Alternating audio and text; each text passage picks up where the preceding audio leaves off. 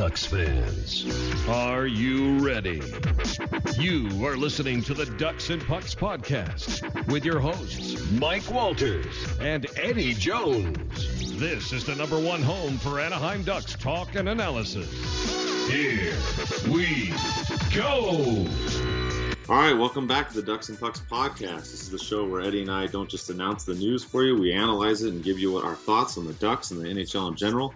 We've got a lot to cover this week. We're going to go over the games on the homestand, the big trade that happened with Hagelin, some updates with Dupree and the blue line, more trade news, and also look at the games coming up this week on the homestand and then as the Ducks go on the road trip. First up, Eddie, on the homestand here, we talked about last week, and we predicted correct. We thought the Ducks would win 2 out of 3 games, and that's what they did. They ended up losing to Detroit. They beat Ottawa, and they beat Dallas. It was a good stand for the Ducks on this week. They ended up losing to Detroit 2-1, and kind of a crazy game. Some bad luck here. Tatar ended up getting the first goal, which was actually redirected by Lindholm into the Ducks net. Perry scored, but the Ducks would end up losing 2-1 with Sheehan getting that last goal.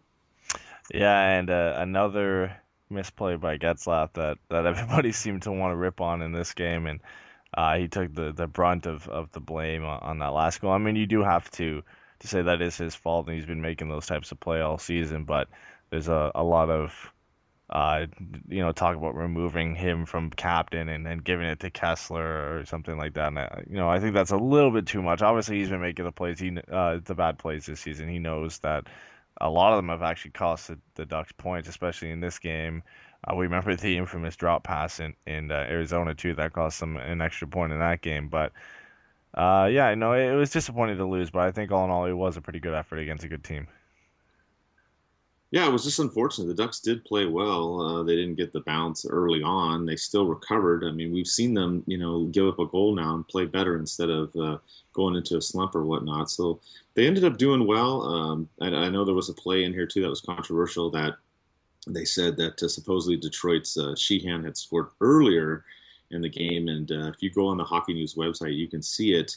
But Eddie and I both reviewed this and looked at it, and to us, it looks like no goal. If you look at the angle at the way the shot was placed, it's in a downward angle, and it looks like it goes off the camera on the back. And also the officials found no holes in the net, Eddie. So I know, some Detroit fans and some other people were claiming that it was a goal, but from what I saw, it looked like it was no goal. Yeah, I just think from the angle that the puck had been shot at, I don't think there was any possibility that it could have actually gone into the net.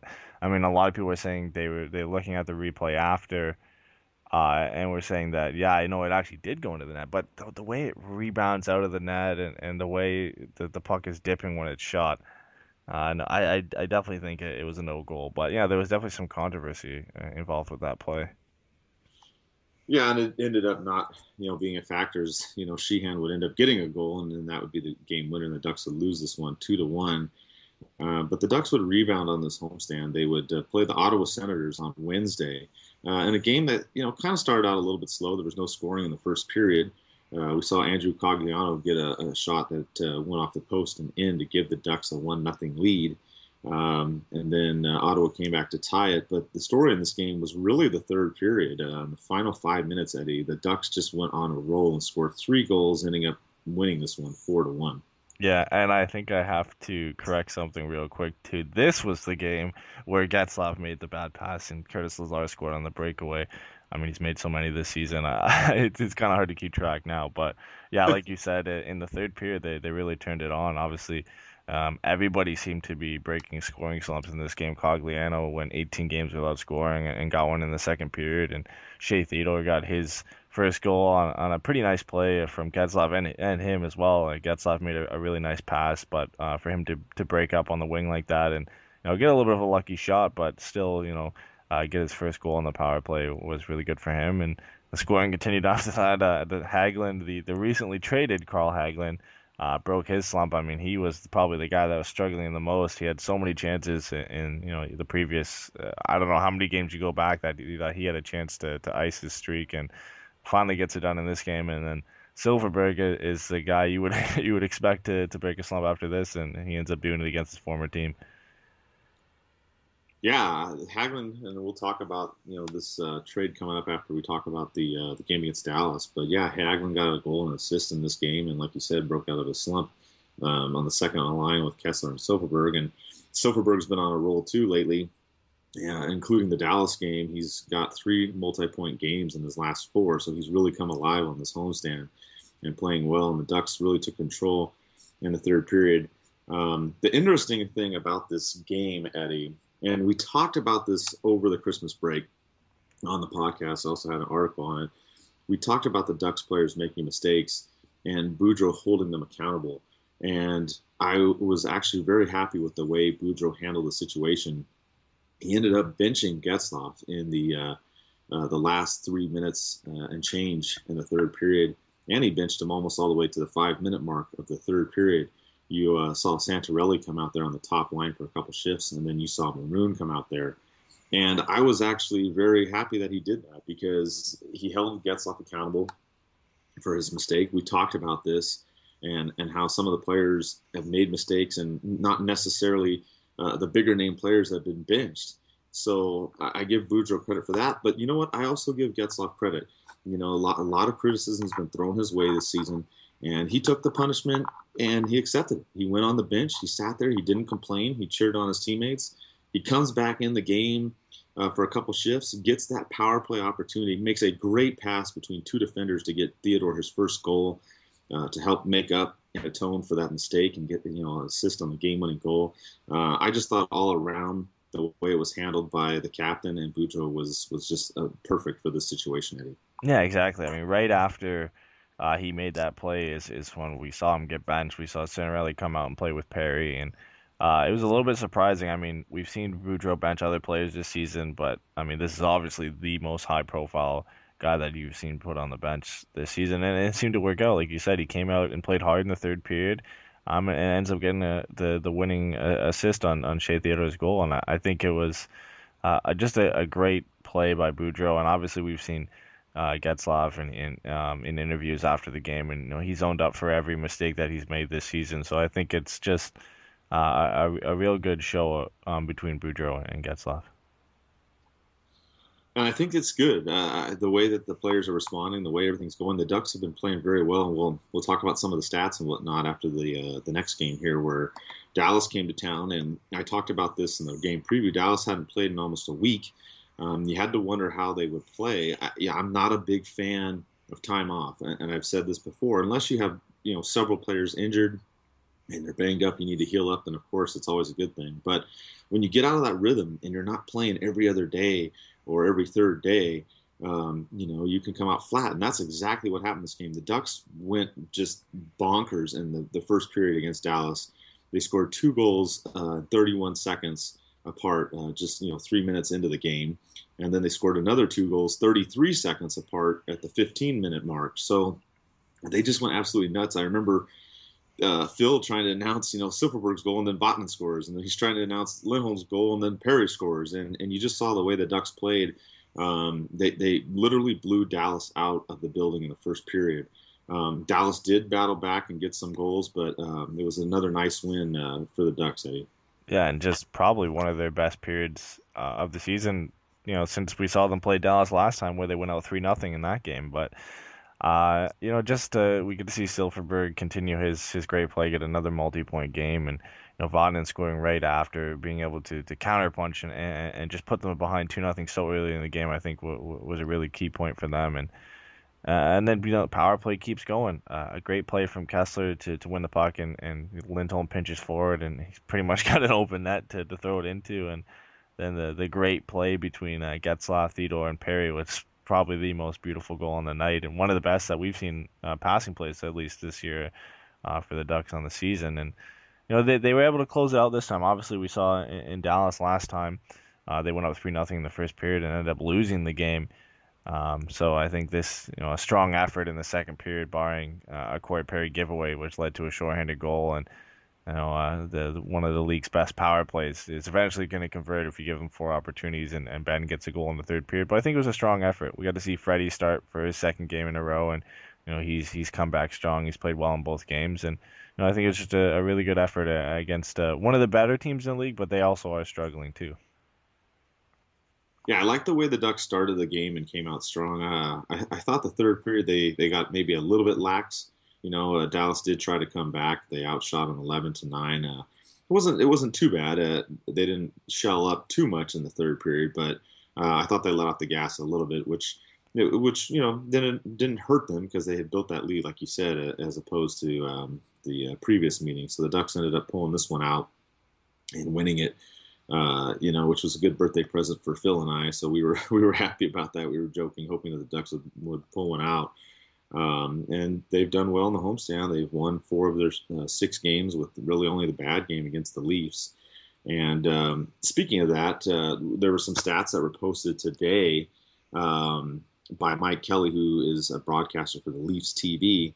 And he talked about all the Ducks stats in these last 10 games, and kind of want to go over this for a little bit.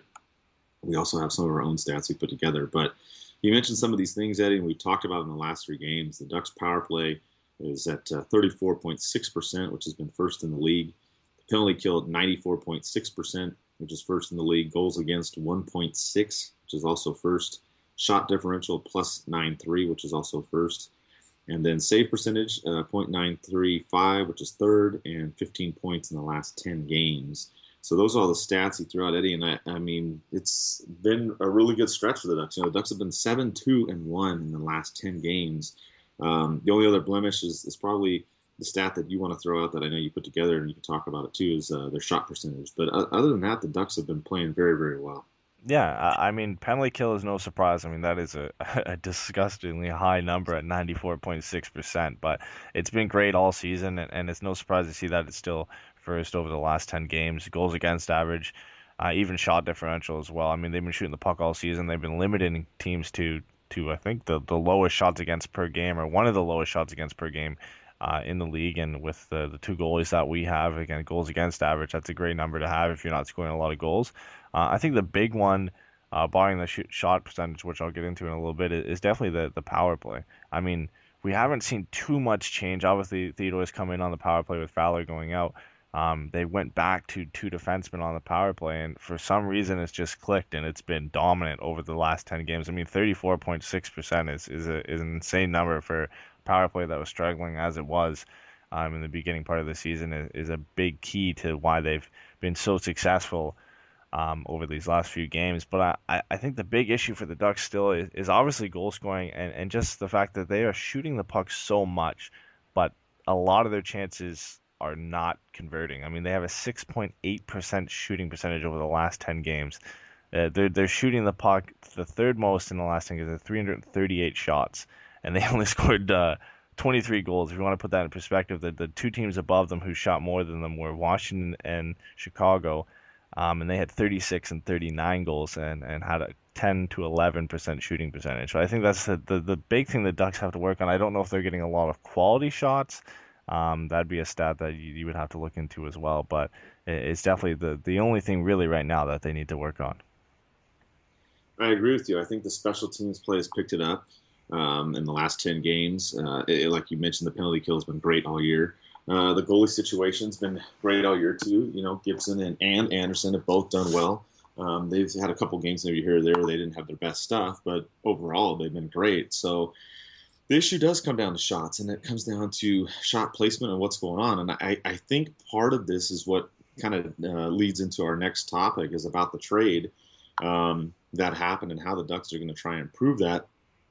For some of you, you were like me on Friday night. You were happy that the Ducks beat Dallas and went to bed. I went to sleep around, I think it was around 11, and I woke up pretty early on Saturday. I think it was 5 or 6 o'clock or something like that, and my phone literally exploded. I turned it off late at night and so I could get some sleep, but in the morning it went off, and I saw the news, and you heard that Hagelin was traded just before midnight, going to Pittsburgh for Perron and Clendening. And a lot of people were surprised, and some people weren't surprised, and there was just all kinds of craziness going on Saturday morning once I wrote up the article and kind of talked about what had happened and whatnot. But part of this trade, and I think this goes towards that shot percentage issue, Eddie, is you pick up a guy like Perron, and he's a guy that's more gritty. He's a guy that's going to go more towards the net.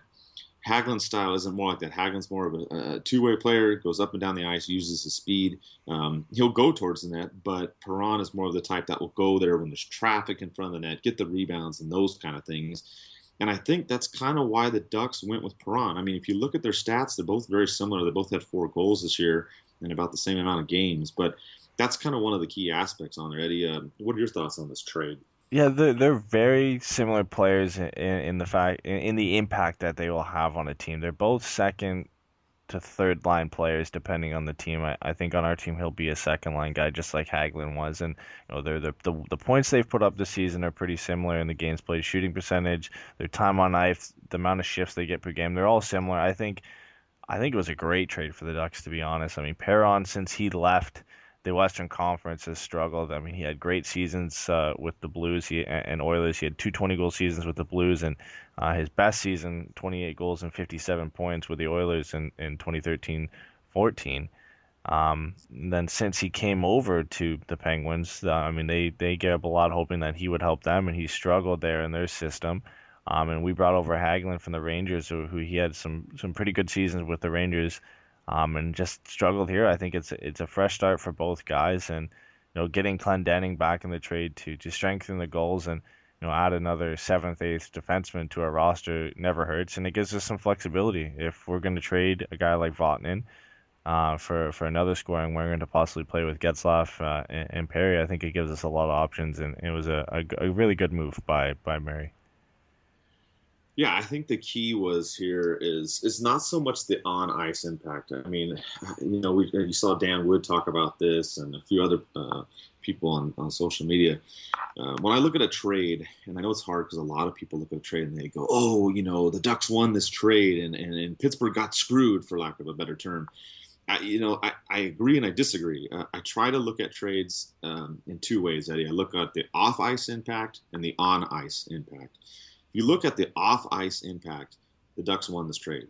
And the reason why is the Ducks freed up cap space. I put it up there. NHLnumbers.com had the number. It was $12.8 million has been freed over the next 3.5 seasons, basically, by this move, which is huge because the Ducks have a serious number of RFAs that they were looking at having to deal with this summer. You've got Frederick Anderson, Hampus Lindholm, Raquel, Sekach, and Vatanen. Those are the 5 primary players that the Ducks need to figure out what they're going to do in the summer.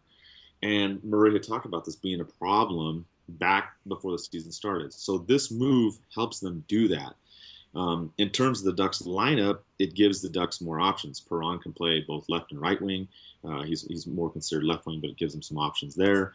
Clendening can also add to the blue line, which we're going to talk more about that and some of the trades and stuff that we think could be coming and whatnot. So in terms of depth and finances, the off-ice type stuff or overall stuff, it's good. As far as on-ice performance type stuff, we won't know. I mean, it's hard to say. And I know some people may look at it and say Hagelin outscores Perron, down the stretch here. They may say it was a bad trade, but I mean, you just don't really know. There's different systems, like you said, East Coast to West Coast. I'm just hoping that Perron comes in. He adds some grit, which is a plus too, and maybe he'll be able to help the Ducks because, the Ducks are playing the Kings tonight. And this is going to be a gritty game, and the Ducks are going to have to play them 4 more times this year, and they're going to also have to play a lot of other teams in the Central and the Pacific down the stretch. So that's what I kind of look towards. It's not necessarily Perron's offense, which I mean I hope it does take off, but I also look at his style of play too, Eddie. Yeah, for sure. He's 15 pounds heavier, an inch taller. He's definitely a more physical player, and I like the fact they are the same age, but he has over 240 more games NHL experience than Carl Hagelin does. He's been around the league. He's played in the Western Conference for most of his career. His shooting percentage in the Western Conference was a lot higher than it was with Pittsburgh. He was up, in the double digits for every season but one in the Western Conference. And ever since he moved to the Penguins, he had a 9.8 in 2014, 2015, and a 4.2 this year. So I think he's going to get a better opportunity on the Ducks. And I look forward to seeing his impact. If he scores 10 goals by the end of the season and brings his total to 14, I'd be happy with that. He's going to add a lot more than just scoring goals. Yeah, I agree with you, Eddie. And I think the only question we'll have to figure out is where he goes on the lineup. Hagelin's been on the second line with Kessler and Silverberg. He's also been on the third line with Horkoff and Cogliano. So I would think he would fit into one of those two. We don't really know yet how it's going to pan out. And you could probably expect with Boudreau that he may be on a couple different lines. So it's going to be interesting to see. It seems like Kessler and Silverberg are playing much better together. Hagelin started to come on this last couple games, which I know is a concern for some people in this trade. So it'll be interesting to see what happens coming up with him mixing into the lineup. But I think it's going to be a good move overall, like you said. We'll just have to see how the on-ice impact goes towards the rest of the season. As far as other trades and other news and whatnot, we had the article that we put out just this past weekend about what's going on. And we've talked about the goalie situation before. I wouldn't say there really has been much of a change in this, Eddie. We know, from Darren Dreger back in his report in December that Anderson and Hudobin were being looked at and maybe, possible trades and whatnot. I don't think much has changed.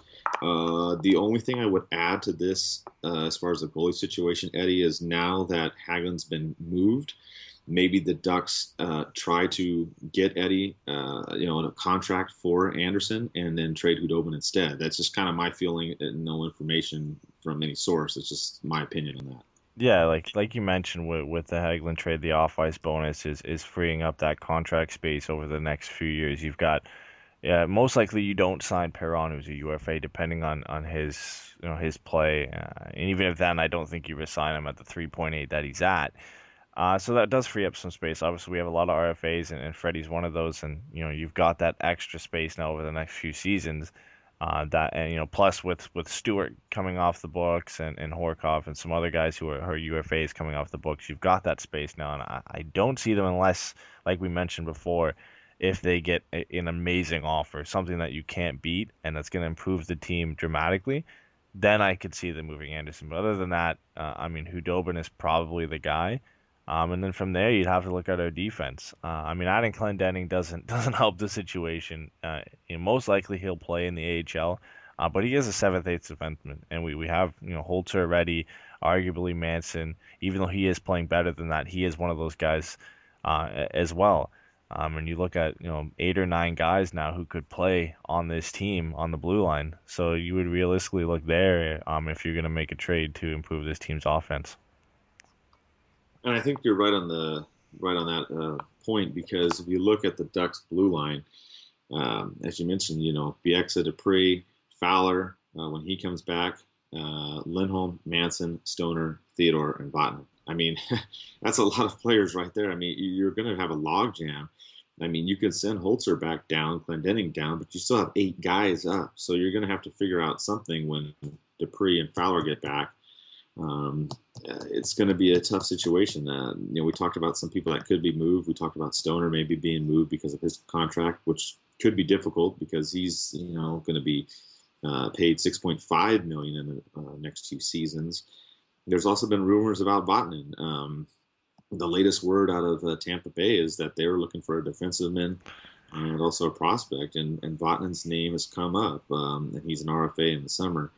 I don't know if he'll get traded. It didn't seem like it from Murray's recent comments, talking about what is going on in the trade world with Druin sweepstakes, as I call them. But his last quote was at the press conference yesterday, I believe, or Friday, and he said, that there's more out there than just Druin, that there's probably available right now, and let's leave it at that. He said they're looking at a whole bunch of things. So if you look at that, who knows what's going on with Murray. We always talk about what he's looking at, what he's trying to do, and it's always difficult to figure out what's going on. That's why in this article we brought up some of these players' names outside of the goalie situation, because we've heard that they've been mentioned, but we just don't know exactly what's going to happen. But I would think if the Ducks are going to make a move, a defensive player for a winger, or maybe a defensive player and Hudobin for 1 or 2 players. It could be something like that coming up, Eddie. Again, this is just us, speculating on what could be done. There's no hard, concrete evidence of what's going to happen next. And even if you think you know what Murray's going to do next, you just never know. Yeah, and nobody expected this trade to come about. I think we mentioned a couple podcasts ago, we don't expect any of the new additions to get traded. Then of course the first thing to get traded is Carl Hagelin, and just out of the blue, out of nowhere, 3 a.m. in the morning here, and the trade gets announced. But yeah, no, it definitely, if another trade is made, the most realistic option, like you said, is a defenseman would probably has to get moved. I think by now you would it'd be safe to say that one of our defensemen, barring the untouchable guys like Lindholm, I guess Fowler too, you would have to say, and Dupre right now because they're injured, they wouldn't get moved. That one of them would get moved.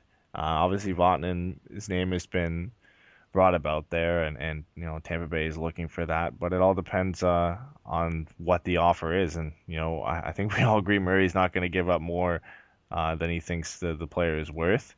We got a lot of guys out there, like you said, other than Drouin, who are available, who could come at cheaper prices because they're not A prospects and they're also UFAs. So I think we'll just have to wait and see. I don't think a move is made, soon unless it is for Drouin. I think more realistically, it'd be closer to the trade deadline when Fowler and Dupre are back healthy. Yeah, I agree with you. I think once we get closer to the trade deadline, there'll be a better situation for Murray to evaluate the defense. And that kind of brings us to some fan questions. We had a couple about trades and whatnot coming up. We had one from Scott who asks about Winnipeg, and he asks about Wheeler, Trouba, or Ladd, and whether or not the Ducks will go after any of those. What do you think, Eddie? You think the Ducks might try to target one of those three players? I think it's safe to say that Winnipeg is not going to deal Jacob Trouba, and we definitely don't need any more defensemen. So I don't think that is an option for us, as well as Blake Wheeler as well. I think with his play this season and how well he's played, they see him as a key part of their future. The most realistic option is Andrew Ladd, and I think before this week, I would have said there is definitely a good chance that the Ducks would look to acquiring him. I mean, he would fit perfectly on that top line with Getzlaf and Perry. He's a power forward. He can score goals. He's been a Cup champion. He knows what it takes. But it looks like, because he is their captain, it looks like they're focusing their efforts on re-signing him, and Dustin Byfuglien is the odd man out, and he'll most likely hit free agency and sign with a different team. So I think, if anybody, Ladd is the likely option, but I don't see any of them moving away from Winnipeg. I agree with you, and we had an article up there, and I mentioned Ladd in the Hockey Writers article, my first one that I wrote over there. So I agree with you. You can read it over there. I posted the link and whatnot. If not, just send me a message. I'll give you my URL where it was posted. Another question going towards the forwards too. We had from Crystal. She asks about Maroon and whether or not he's the odd man out. Do you think with what's going on now with Perron being added, that's the situation? And I think, Eddie, he is kind of the odd man out. I mean, Perron comes in and replaces Hagelin, but we've kind of seen this rotation with Sekach, Santarelli, Stewart, and Maroon. So it's going to be interesting to see. I think he could be traded, and he could be, sent somewhere. I mean, granted, with Raquel on the top line now, that's kind of relegated Maroon down to the bottom. What are your thoughts on that? I don't think any of them get moved individually. I think they only get moved if it's a package for another forward. I think Boudreau and Murray like the idea of having another NHL forward in the press box ready to go if somebody is out of the lineup. And they seem not. I mean, I'm not in their heads, but they don't seem to mind. I mean, Stewart has played really well this season. Santarelli's played pretty good as well. I think Sekach and Maroon are the odd guys out right now. I really do like Sekach, and I think he can succeed on this team. He hasn't put up the points that we would all like this season, but so I guess you would have to say Maroon is the odd one out. But they would only be really moved if it was a package for another forward. I agree with you. I don't know that it would be a one-for-one like we talked about in the article too. It may be a forward and a defenseman with Hudobin or something of that nature, or maybe a forward and a defenseman in and of themselves. So we may have to look for something like that. We also have a few questions on here about Perron. They want to know basically one from Matt about his role on the team and how he will do. And another one from Khalid about whether or not he's the goal scorer we're looking for. Kind of similar questions, but I don't know. It's hard to say, Eddie. I think he's more the style of play that Murray and Boudreaux were talking about, as far as being grittier and going in the dirty areas and being in front of the net, which is something we've seen the Ducks, be inconsistent with this year. So I don't know if he's necessarily the player that they're looking for, but I think he can help in terms of that aspect of the game, which has kind of been missing at times for the Ducks. Yeah, and it's hard to say too. If I'm going to be completely honest, I haven't really watched him play that much since he left St. Louis. But when he was there, he was a pest. He was a physical guy, and he scored goals, and that's what they had him for. And he was a valued player there. And that's why other teams, looked to pick him up when St. Louis had some of their younger guys coming into the system. Edmonton took a chance on him. He had a really good season there as well, and just hasn't fit in here. And I mean, we have a lot of those players on our roster that have the potential to play better. I mean, Stewart was a guy that we said at the beginning of the season when you picked him up, he has a chance to play better. I mean, we took our chance on Heatley last season as a guy to hopefully succeed again. But Murray likes to seem to make these trades and make these deals where guys have been really good on some teams or in the Western Conference, and he brings them back and in hopes that they can come back and play like they used to. And I think if anybody has a good chance at it, it's definitely Perron. And I mean, if he can get back to where he was in St. Louis, he's definitely the goal scorer we've been looking for. Yeah, and only time will tell. I mean, that's basically what we're going to have to see. I think he's going to help, and it's going to be interesting if he's on that second or third line, how he's going to do. One more question about the Ducks. This is kind of an overall question from George. He asks about the Pacific Division and how close the standings are. What do you think the Ducks should do in order to solidify a playoff spot? And honestly, I think we talked about this already, Eddie. I mean, going over those stats that Mike posted, from Leafs TV, I think the Ducks are doing well in pretty much every category of the game, as far as special teams, especially on the power play picked up. The offense, you've seen them score 4 goals in 5 of the last 10 games. So the offense is picking up. They finally scored more than 2 goals a game in these last 10 games. So that's starting to work. I really think if the Ducks just stick with the course, that they're going to be fine to make the playoffs. The only real issue, and we mentioned it before, was the shot percentage. Yeah, and it's also the fact that right now a lot of other teams in the Pacific Division are winning games. I mean, San Jose's won 5 in a row. Vancouver's 6-3-1 in their last 10. Arizona's 6-2-2. LA 7-2-1. And you've still got Calgary and even Edmonton a little bit breathing down your necks right behind you. So I think they're just going to have to continue playing well.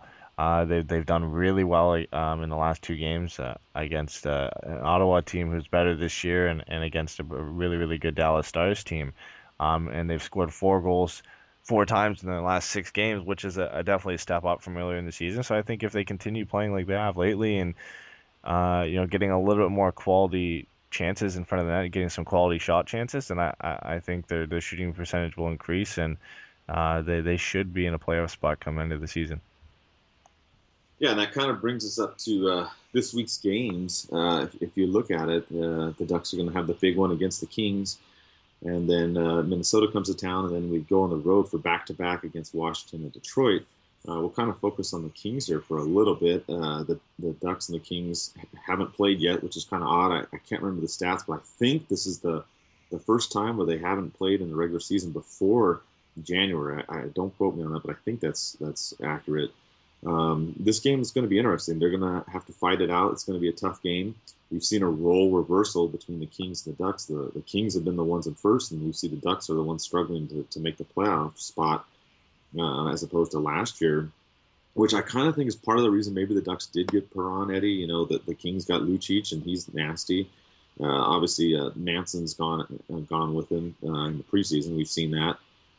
So maybe that's part of the reason they added Perron, and maybe that's what they kind of need in order to, make a real strong push too, is to be a little bit more grittier.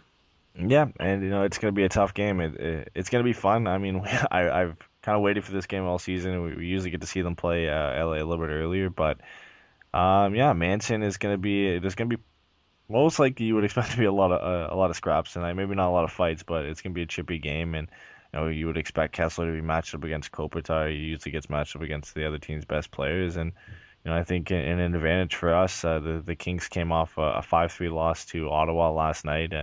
a really un-LA like loss. They usually keep the goals down, and it was a really good game for Ottawa, and I think we get the backup tonight too as well because Jonathan Quick started last night. So I think it's a really good chance for the Ducks to be one of the better teams in Pacific tonight. I mean, they're coming off a back-to-back. We have a day off rest, and after this game, you have 2 days off before Minnesota, so you can go all out in this game. So I think it's going to be a real fun game to watch tonight. Yeah, I agree with you. This is going to be a measuring stick game. I mean, yeah, the Kings played the night before, and I'm sure some of their fans, if the Kings for some reason lose, are going to throw that out there that they played the night before. But you know what? It goes both ways. The Ducks have played teams, the next night too, which we're going to have to do that later this week. But it's going to be interesting to see. Yeah, Quick, had kind of a meltdown there in the third period against Ottawa. Which isn't normal for him. So I haven't seen an official word if he's going to play or not, but it might be the backup, like Eddy mentioned. And for the Ducks, we don't know if it's Gibson or Anderson. Usually on Sundays, it's very difficult to predict the Ducks lineup when they're at home because Sunday home games almost always have an optional skate. So I don't know if they're going to roll with Anderson for his third start. He's played very well the last two, or if they're going to come back with Gibson. That's something we'll probably have to see in the pregame skate. So we won't know until then. But it's going to be interesting. The Ducks last season were 4-0-1 against the Kings, but don't forget 4 of those 5 games went to either an overtime or a shootout.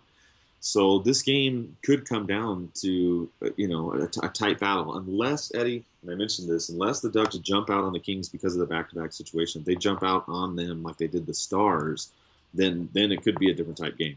Yeah, and I think it's always key with these physical teams where they battle every shift for a whole 60 minutes that when they have a back-to-back, it's hard to do that in the next game, and that's what the Ducks are going to have to do against the Kings. The Kings are going to be tired. They're going to be a little sore after playing against Ottawa last night.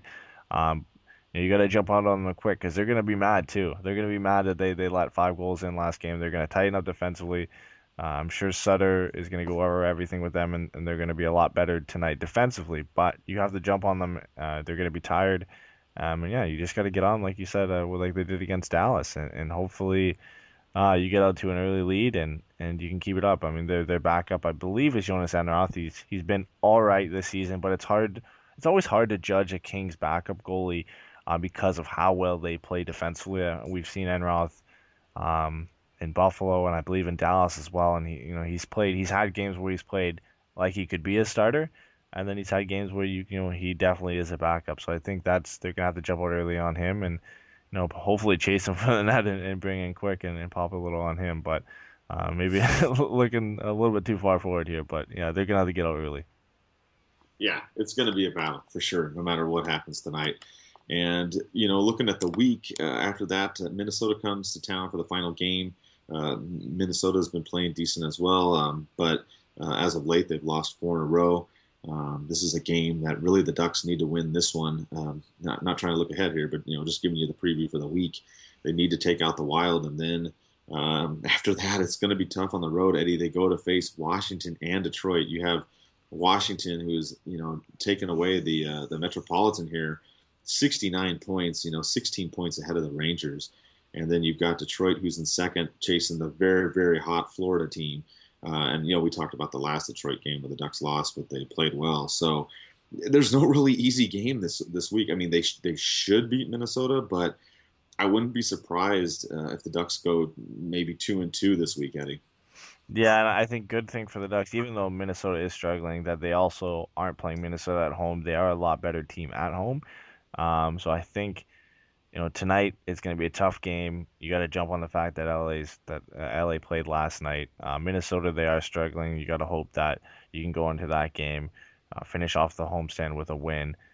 And then it's going to be tough. Like Washington is on pace for one of the best seasons ever in the NHL. Ovechkin, he's scoring. He's top of the league right now. Or no, he's second in the league behind Patrick Kane right now. And Backstrom's putting up points. Kuznetsov's been on fire for them this season.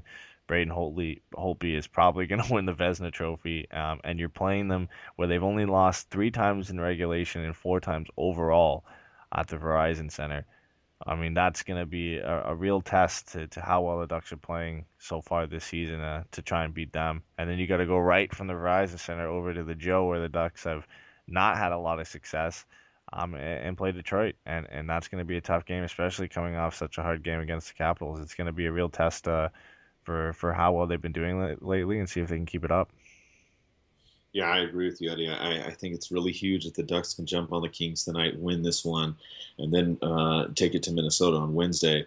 Like you said, those back-to-backs against Washington and Detroit, two of the best teams, arguably in the East. Also, obviously Florida up there. It's going to be difficult. It's going to be really hard for them to take them both out, especially in the back-to-back scenario on the road, as you mentioned. So I would look for Gibson to be in one of those games and Anderson to be in the other. Not predicting it, but I would think that's what the Ducks would do. They've kind of gone back and forth with the goalies, so we'll kind of have to wait and see, what happens tonight and Wednesday. But that's kind of what I would look for in terms of the goalie situation. And, unless something happens, you never know. There may be another trade. I was joking about, I'm going to have to keep my phone on 24/7 because you just don't know when these trades are going to pop up. Most of the time they're during the daytime and daylight hours, but we'll have to see. As far as the NHL goes and any other news, the only really kind of funny, not funny thing that came up, Eddie, was the whole John Scott situation. He ends up going in a 3-player trade and pretty much effectively takes him out of the All-Star game. And there's a lot of people that were upset about this, saying, well, hey, you had a fan vote and you let him in. We had a couple fan questions about it as well.